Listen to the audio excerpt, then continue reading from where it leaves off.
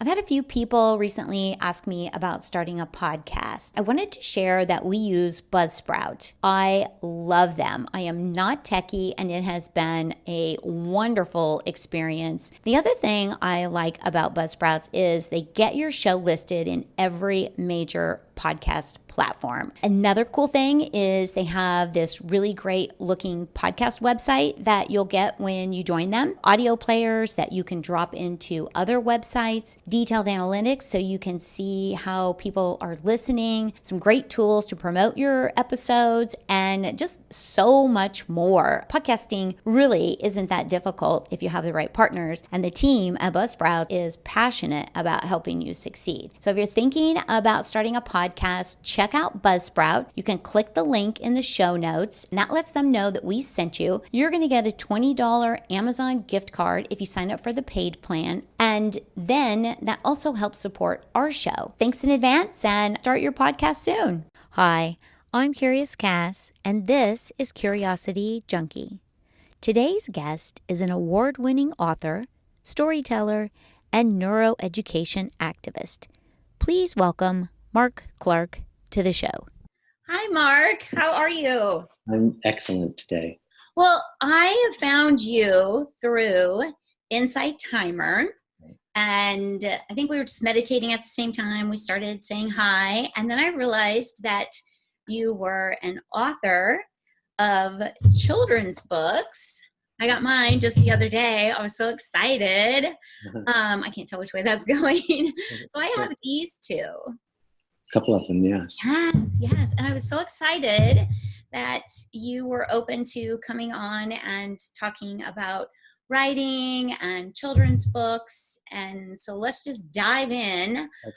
My first question is, what got you to the point that you said, hey, I think I'm going to write a children's book? I never really thought of myself as a writer. I thought writers know how to know grammar and punctuation and they're authors and they're smart and know English. So I never thought of myself like that. And during a not too great divorce, I didn't get to see my daughter for almost a year. Oh, wow. And I was in therapy, and my therapist said, you know, you're always telling me how you used to tell your daughter stories, maybe, and that you want to write them down someday. Maybe this would be the time to do that.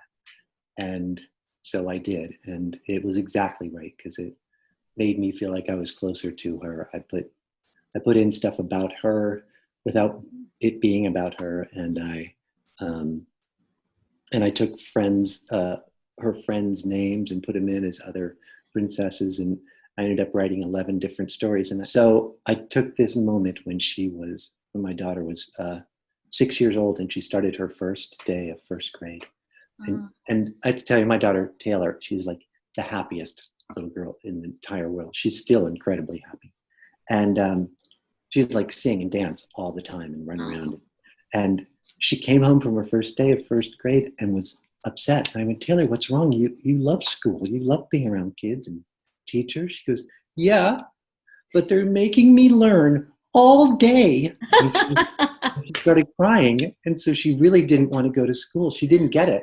Like everything was happy up until that moment, and now it's all work. And so she didn't want to go to school. So I would go and wake her up and go, Taylor, come on, you have to get out of bed. And she'd say, no. And I go, Taylor, did I ever tell you the story of the princess who always said no? She goes, no. So I'd make up a story about a princess who said no all the time. And by the time I was done, she forgot about that school wasn't great, and she'd skip off to the bus. But the next morning, the same thing would happen. I'd go and wake her up and go, Taylor, you have to get out of bed. And she'd hide under the covers. And I'd go, Taylor, did I ever tell you the story of the princess who hid under the covers? No. So I'd make up another story about another princess. And so the first book was 11 different stories of things that she might do or say to get out of bed or to get out of going to school. So I made them up again because it was 10 years later. So wow, that's fantastic. Yeah, she was happy all the time, and she still is. I have a great story about her, but I'll let you ask questions instead. No, you can share your story. I love that. Well, when she was like 3 or 4, she heard me talking to her older brother, Nick, and I was telling him how he used to draw these dragons and he loved craft. He could spend hours doing it. And I said, that's kind of your gift. It's your gift for other people. She goes, what's my gift? What's my gift? And I went, you have the gift of happiness. All you have to do is take somebody's hand and say, I'm giving you the gift of happiness, and they'll be happy. Oh, And I love it. she went, oh, that's great. And at my brother's rehearsal dinner, it's like 20 people sitting around this big table. She goes, I'm going to give people my gift. And I went, go do it. And she walked around and held everybody's hand and said, I'm giving you happiness. And the whole table was laughing out loud. It was just so good. And I was talking to her, I don't know, a few months ago. And she said, I tell my friends that story. And they say, you're still like that. Aww. Isn't that amazing? Yes, yes. I've heard, and I believe, that you can make decisions two ways. You have two choices. You can make them out of love, or you can make them out of fear. And she makes her decisions out of love. And I try to be like her whenever I can. Wow, that's amazing. And isn't it wonderful to look at your children and go, I want to be like them? Yeah, I do, both of them. My son is he's so much more responsible than I am. He's a carpenter. He lives in Brooklyn. He makes his own furniture. He's tall and handsome and smart and funny and an encyclopedic kind of knowledge. He listens to podcasts all day because he arranges all of his work and makes an assembly line for himself, and then puts on a podcast and then does his assembly line. And that's so fantastic. He knows everything about everything. He's like a coffee table book. I love it. It's like somebody mentions something, they go, cheers. And they go, oh, do you know where the cheers came from? It came from Vikings who poisoned each other, and they used to smash glasses together. So would spell it. Oh my God. You're like, wow, okay, random facts. I love it. Love it. Well, did you grow up with someone telling you stories? Did you have that? Well, I grew up in the theater, so. Okay, yes. So kind of, there weren't people telling me stories, but I was always exposed to stories. And I read a lot. I think like a lot of kids, I read a lot for certain times in my life, not necessarily continuously. Right. I try to read a lot now. But I think I used to tell stories. They told me when I was really little, I would make up stories that made no sense, but had little rabbits in them or something like that. So I started writing in high school or something like that, I think. Right. Wow. High school. I had a dad. I love the memory of him telling us stories, and come to find out, which this is why I loved your writing, is that it was started with your stories to your daughter. Come to find out, they were stories. My parents were divorced, and so when he would pick us up, I guess my mom would say, oh, so I had trouble with this one, and they were doing this or whatever was going on. And so that night he would play his guitar and he would tell us Cowboy Mo and Cowboy Joe stories about little cows who would get in trouble. And it was just like the cutest, totally connected to them. Yeah, it was so great. So I love that you told stories to your daughter. And my husband, he told the kids stories growing up, and they were Super Jakey and Kelly Birdie, and they went on adventures. And it was their nighttime routine. And we also did a lot of reading. And I just think it's so important to kind of keep them kids and to encourage imagination, because they get to visualize the story in their head for what it is. I just think it's beautiful. Well, they say that top 10 things you can do to make your children intelligent and ready for the world is read to your kids, read to your kids, read to your kids, read to your kids. Right. It gives them a vocabulary. They figured out that kids who are read to, like every night before they go to bed, or just in general, enter school with 1 million more words vocabulary than other children. So it's the best thing you can do, because it's also, it employs all the other senses too. Yes. Like what you usually lay down with your kids. So there's warmth, there's love, there's touching. They get to touch a book. there's lots of stuff that goes on when you read to your child. So I always Yes. encourage it. Yes, I've always been a huge fan. This one here, what I loved, and I'm trying to get the glare off of it, what I loved about this is you did it in a dyslexic font. I'd never even heard of that. I hadn't either. My friend who formats my books tried to talk me into doing that font for my previous novel, The Princess and the Parakeet. And it'd been taken so long to get the novel done and into print that I didn't want to spend more time. Right. But this book, The Invisible Boy and Other Unlikely Heroes, is all about, it's 6 stories about kids who don't fit in, who don't belong. And we went, that's perfect. We have to do it in a dyslexic font. It's not great for everybody. Dyslexia is different for lot of different versions of it. So it's not necessarily easier to read, but it should be easier to read for almost everybody and a little easier for some people with dyslexia.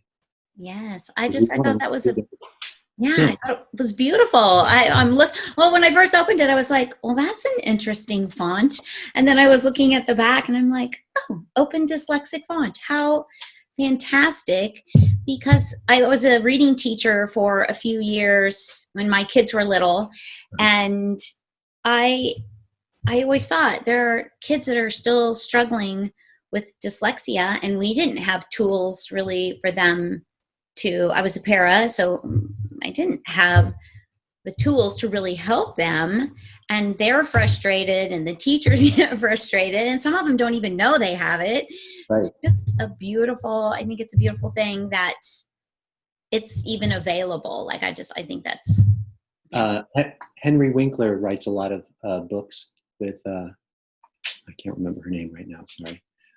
She runs the SCBWI, which is the Society of Children's Book Writers and Illustrators. Oh wow. And they've written like 35 books together, but he writes about a character who has dyslexia because he did. Yes. Yeah. And they put him in the dyslexic font as well. I'm not sure if it's the same one or not.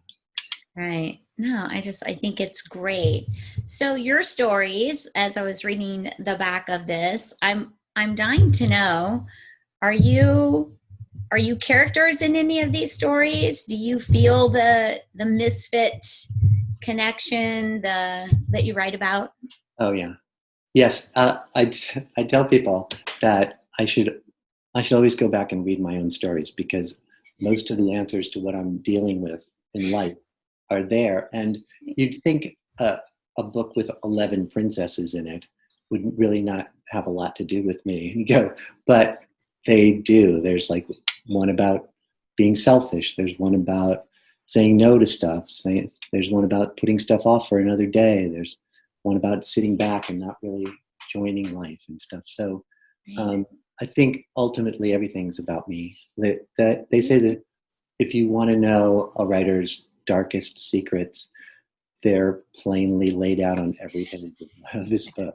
So I have a manuscript which I'm really excited about. It's a retelling of Sleeping Beauty.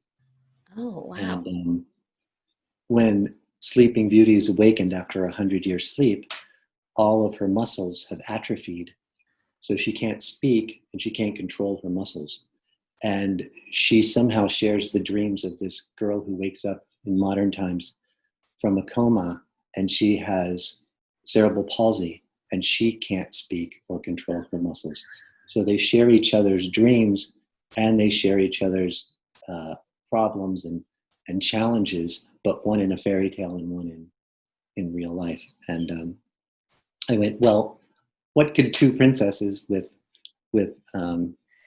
special needs have to do with me? And like, how would that be a reflection of me? And I realized they talk to each other through glass, through mirrors. And it's ultimately, the story is ultimately a universal one instead of about how special needs are treated in our society.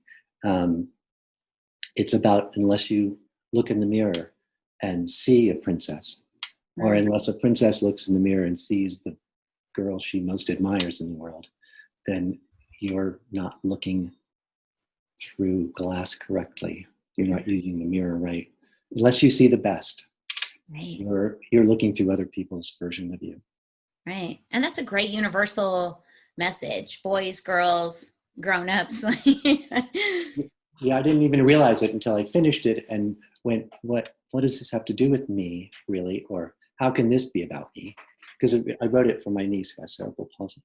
Um, and it turns out, yes, everything's about me. No, I would think so, because it's coming out of you. So it would be relatable, which translate to complete relatability for the reader as well, because we all go through a lot of these situations, the feeling left out, the outsider. Yeah, I think if you look at the titles, they all have like subtitles about. So originally, when I did it, I was thinking of finding therapists who specialize in each of these different things, because there's 6 different kids that they have to deal with. One is about fear. He's a kid who's afraid of the dark, and he's too small, so he doesn't feel like he's going to ever live up to being a prince. There's the invisible boy is the middle child who always feels like nobody sees him. There's a princess who has to lie in order to get attention, and what a lie does to you in your life, and a princess who isn't pretty and realizes it, and what she does and how she deals with it. And there's an orphan who doesn't care about anybody because he was raised by somebody who doesn't really love him. And then there's one more. What is she? She's adopted, so she doesn't know it, and she figures that out, and she has to find out who she is and stuff. So I was thinking of finding therapists or somebody who'd written books about each of these, so that I could do a teacher guide or a parent guide along with it. So if you have a child who's dealing with this problem of feeling excluded, that you would have other resources and stuff like that. Right. Because all I've written is a story, and not everybody gets it. So, and not everybody has that one thing. So right. I think I liked that you put a lot of them in this book. It's dealing with a lot of different issues, so that it speaks to a lot of different people, I guess. Yeah. So. And sometimes, as an adult, when you're reading books, you're getting something out of it as much as the child. So there's a wonderful message in there, I think, for adults as well. Well, fairy tales are for everybody, I think, or the child in all of us. And I think there's a couple of quotes that I use a lot. C.S. Lewis, who wrote the Narnia books, you know that is. He said, "I can't wait until I'm old enough to read fairy tales again." That is a great one. Audrey Hepburn said, "If I'm honest, I have to admit I love fairy tales best of all." Mm-hmm. Yes. They really are for everybody, because everybody has their fables anyway, which is what I started writing. Yes. Have little lessons, not like major upheavals or anything like that, or big tests, but a little something to keep in mind, a little something to be better. And that's why I write fairy tales, because I believe in them, and I believe they're true. So. Nice. I love it. So let's talk a little bit about writing. What is your writing process like? Do things just come to you, or? It changes all the time, because I mostly self-published. There's nobody like standing over me saying this has to be delivered, or you have to write this next, or your audience is this, do this. I'm generally writing for elementary school, like 2nd through 5th grade is really like my niche, but it goes lower than that and above it too, and up to like any age. I experiment with writing because of that fact, because I don't have any restrictions. What I really do is get ready to write every day. So somebody helped me design my morning, because I didn't feel like I was being productive enough and or concentrated enough. So I try to start every day this way. The first thing I do is wake up and meditate. And then I usually work out either with weights, or I'll go on a hike up into the mountains or something. And usually listen to podcasts or inspirational speakers or people that I like, Abraham Hicks, Joe Dispenza. Yes, the good stuff. Dyer, like people like that. Yeah. Or TED Talks, which I think are amazing. Yes. And then if I haven't hiked, I'll go for a walk and try not to think. And, and then I sit down and write longhand with nothing in mind. So I just put my pen on paper, and sometimes it's just gibberish. Sometimes it's, another book. Sometimes it's a problem in one of the stories I'm working on. And then that's usually like an hour and a half to 2 hours. Then I open my computer and write by inspiration instead of motivation. So that's the thing I realized after I wrote The Princess and the Parakeet, is that I'm not writing alone, that I'm calling on, because there's stuff in there that I didn't know when I wrote it, and now I do, and I look back and go, I hadn't even meditated, and that's like something, that's like an important thing that happens in the story. And I didn't know about all of these things that I put in there, but I would go back and read it like a couple years later and go, oh, I'm doing that stuff now. Like, what do they call that? Manifesting? Manifesting, yes. So, yes. Yeah. So I realized I'm not writing alone, and I don't want to. I want to be like a vessel and write from inspiration and not motivation. That's beautiful. I like it. So what advice would you have for young writers of any age? Because I love to encourage that. I think if someone feels creative, they should just do it. And I love that you self-publish, because I think in today's world, that's just a super wonderful, viable option for someone who wants to put a message out. I would encourage anyone who writes, or anyone to write, actually, and to do kind of what I do, which is like start by writing gibberish, like just put your pen to paper and start journaling. That's usually the best place to start. Things happen because you write stuff down. The other thing about writing, I think, is to finish something. The difference between everybody else in the world and a writer is that a writer finished something. That's great advice, honestly, because there are probably a lot of people out there that have several things started. Yes. And they're stuck. Yeah. And you just finish things. And I write a bunch of stuff at the same time. Because I write from inspiration.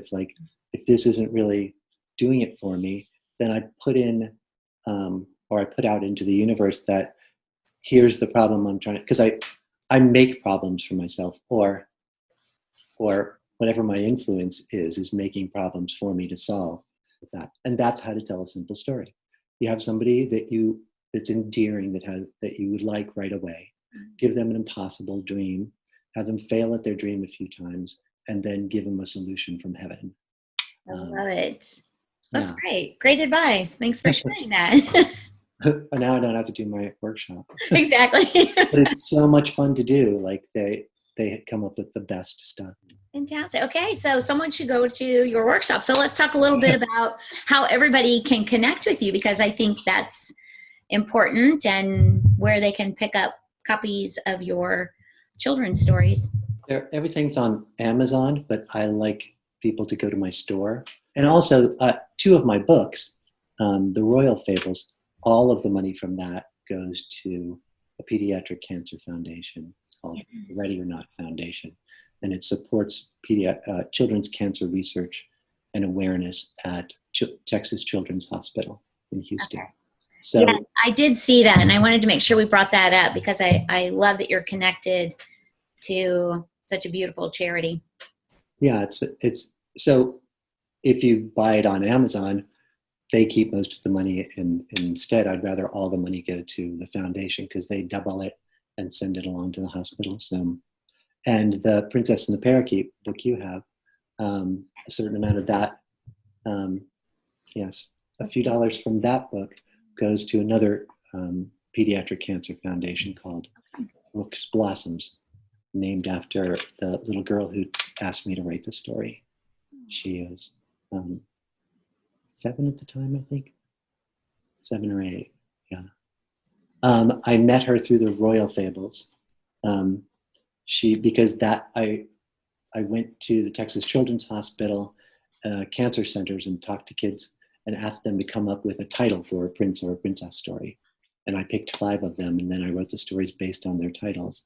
And then they and their families and some other schools and stuff did all the drawings and illustrations for it. That's what I saw. Yes, the drawings and the illustrations. So fun. Mm-hmm. So Brooke was one of the little girls who volunteered a title and did a couple of the drawings. So she became a friend of mine. Aww. She was in New York. She's from Texas. She was in New York, Presbyterian, I think, for special treatment. And I went to visit her and said, Brooke, I brought you some of my new stories. I thought I'd read to you. She goes, really? I thought you came so I could give you another idea for a book. Okay. She said, okay, that works too. She said, could you write a story called The Princess and the Parakeet? And I want the parakeet to be all white with gold feathers on its head. And I said, okay, I think I can write that. And we decided that the parakeet was a prince that got turned into a bird because of a jealous sorcerer who got so jealous his skin turned green. And we decided to give some of the names. She got to pick her sister's name. Her mother was pregnant at the time. Aww. And she got to pick, they knew it was going to be a girl. She got to pick her sister's name. She picked Juliana. She said, you can put Juliana in, but she can't be the princess. I said I'd probably write that. So I wrote Cute. a long short story, but she passed away before I finished. Aww. So I made her the princess and took all the names from people in her family. And then it became a novel. This was one of the reasons that I think of myself as a vessel instead of I'm the instigator of all this stuff. Right. The doctor who cared for her at the end of her life was talking about her in an article, and said that she was always singing and that she was always wearing the brightest colors, and everybody loved her. And I read this after the book was I was in London, and because the book won the best children's book at the London Book Festival, and I had to do a speech, and my friend sent me this article about Brooke, and I opened my book and I described the princess in it, and it says she always wore the brightest colors and ran through the castle hallways singing. So that's when I realized, oh, I didn't make this stuff up. It was already there. And so that's what she was like, and I feel like that book contains her spirit. So I tell kids about her when I visit schools, and they go, well, that's so sad. And I go, it is, but there's things that are heartbreakingly beautiful, and she gets to live on because you know her now, and she lives on in this book, and her spirit lives on, and her mom can still be proud of her, and she is. So. Aw, I love that. It's beautiful. This is the book Marc is talking about, and hopefully everybody can see it without window shine on it, but that's wonderful. Well, I can't wait to read it. I'm currently on this one. I appreciate you autographing it to Prince Samuel. That's fantastic. Oh, yeah. My grandbaby. How old is he now? He's just a year old, a little over a year. Yeah, it'll be a few years before you can read those stories too. Right. But I'll have them mastered by then. I can just recite them. You can tell your own version of them. Exactly. Well, Marc, it has been a pleasure chatting with you about writing and your stories and your process. And I hope that if you do a workshop or something interesting, another book, that we connect and come back on and talk about your latest book. Anytime, I would love to. All right, fantastic. Well, thank you to everyone who tuned in, watched, listened. Stay safe, stay curious, and we'll see you next week.